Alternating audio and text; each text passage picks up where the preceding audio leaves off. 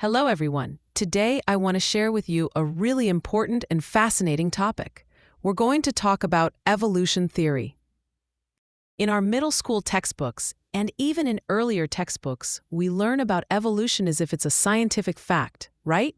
So most young people and students who don't yet have enough discernment think, oh, evolution must be a scientific fact. But here's the thing, folks. Strictly speaking, evolution is not a scientific fact at all. Today I'm going to explain this to you in detail. Evolution theory, materialism, and ideologies like communism all try to do one thing. They attempt to explain the universe, all things, and humanity without God. And because of this, they end up making unreasonable claims. Among these, the hypothesis called evolution theory is really a deadly lie. Let's first take a look at the different areas of evolution theory, shall we? Evolution theory is divided into several fields: cosmic evolution hypothesis, chemical evolution hypothesis, biological evolution hypothesis, human evolution hypothesis, and theistic evolution hypothesis. What's important to note here is that all of these are still just hypotheses. What's a hypothesis? It means assuming something could be true. This might be possible.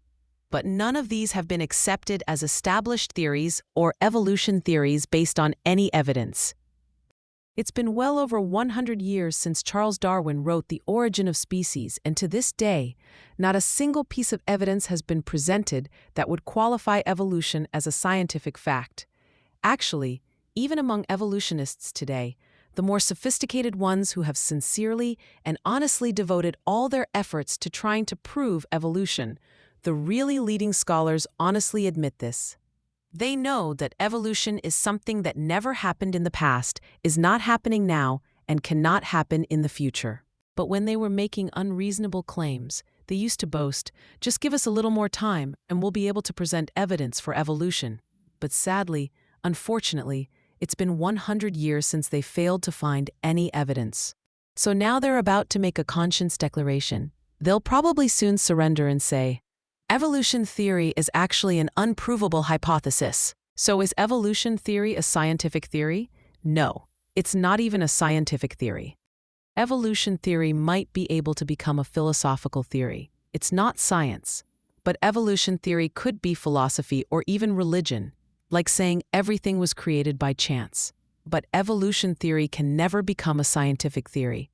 To be accepted as a scientific theory, it must be objective. Being objective means that anyone, anywhere, anytime can conduct the same experiment multiple times and witness the same results. First, you need to observe, and after observation, you can establish a hypothesis. But after that, the hypothesis must be proven as established theory and fact through experimentation before you can say, this is scientific fact. Let's look at some problems, shall we? In cosmic evolution, they say the universe began when a primordial atom couldn't withstand its enormous mass and bang, through a big explosion, today's universe came into being. This is called the Big Bang theory. They say that because of the Big Bang, all the stars are gradually moving further apart from each other. It's like when you draw dots on a rubber balloon and then blow air into it to expand it. The dots move further apart from each other. They make this unreasonable claim that because the universe started with the Big Bang, everything is still endlessly moving away from the explosion center in all directions. But when you ask if this is experimentally possible and reproducible, it's impossible. Now let's think about chemical evolution from inorganic matter. Without any artificial electric sparks or anything else, just leaving inorganic matter alone, this inorganic matter should be able to combine by itself to create organic matter containing carbon. That would be chemical evolution. But can this happen? No, it can't. And the next step from there is biological evolution. Even if organic matter appeared, the first and simplest life forms should emerge from that organic matter: bacteria, amoeba, paramecium, or other very simple primitive organisms, right? But how are these life forms supposed to appear? Back when science was less developed, people thought if it's moist and there's temperature and humidity and nutritious substances, maggots or anything will just appear.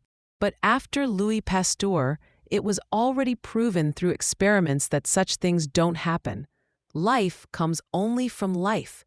No one can deny that life never spontaneously generates from anything else. Next, human evolution.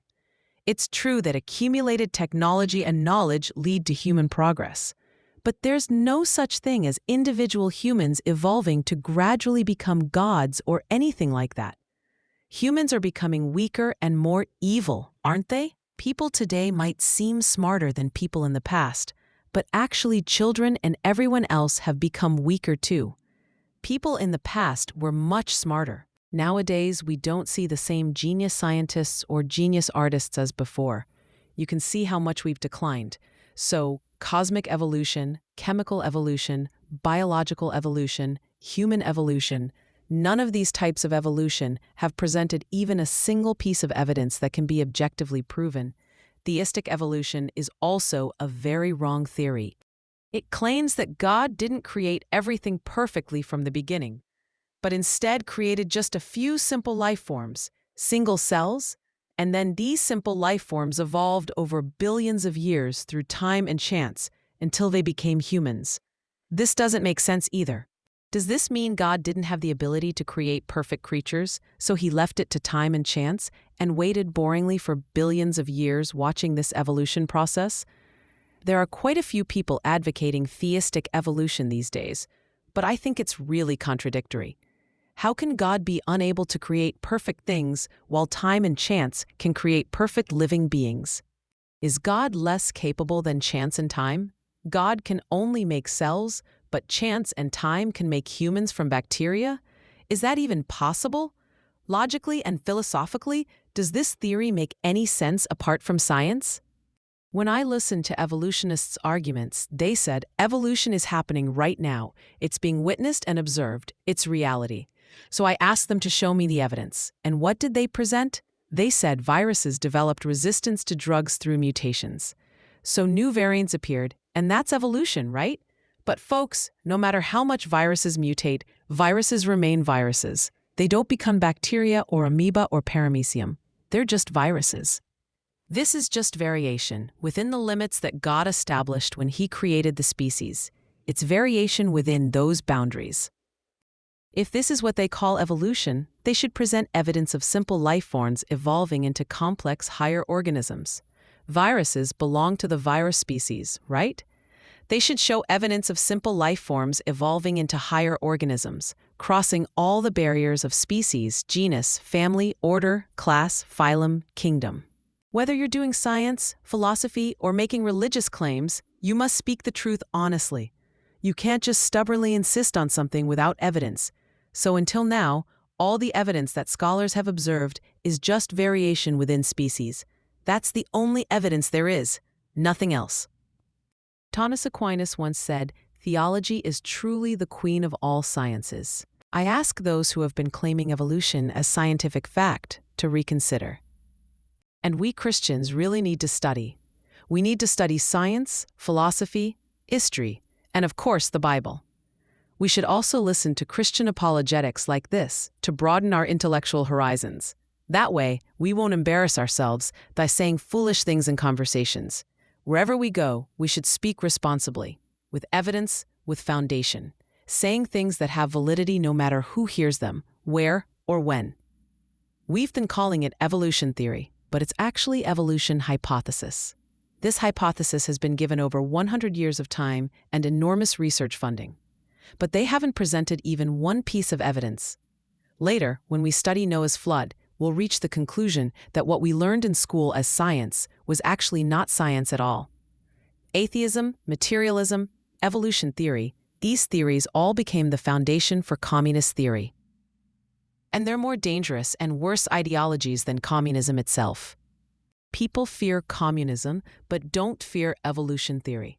Yet teaching unproven hypotheses as fact in science and biology textbooks is more dangerous and evil than communism. It reduces all humans to mere products of chance. What value is there in that? If humans are just products of chance, then chance products have no value. If humans just appeared by chance, then shooting them, killing them, and violence become no big deal. Folks, evolution is not science. It's just a hypothesis, and it's a failed hypothesis that hasn't been proven for over 100 years. Now is the time for us to know the truth and have the right worldview. That's all for today. I'll see you next time.